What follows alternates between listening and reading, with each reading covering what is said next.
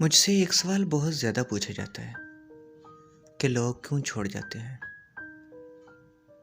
मेरे ख्याल में लोग इसलिए छोड़ जाते हैं क्योंकि हम उनको ये यकीन दिला देते हैं कि वो हमारे लिए बहुत ज़रूरी हैं और उनके बगैर हम रह नहीं सकते।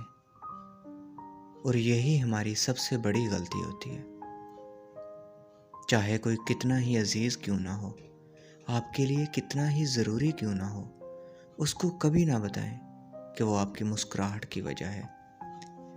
याद रखें, बल्कि आजमा कर देख लें। जब आप अपनी फीलिंग को पूरी तरह आश्कार नहीं करेंगे, आप बचे रहेंगे।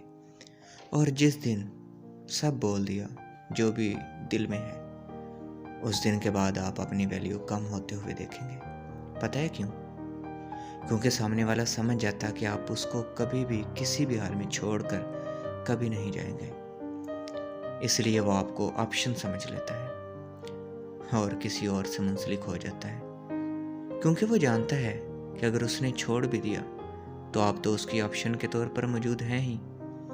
अगर सादा लफ्ज़ों में कहूँ तो जब तक आपका एटीट्यूड रहेगा, आपकी वैल्यू रहेगी। जिस दिन किसी के लिए एटीट्यूड छोड़ दिया, उसके बाद आप उसके लिए सिफर हो। लेकिन ये भी याद रखें कि एक हद तक ही एटीट्यूड भी ज़रूरी है।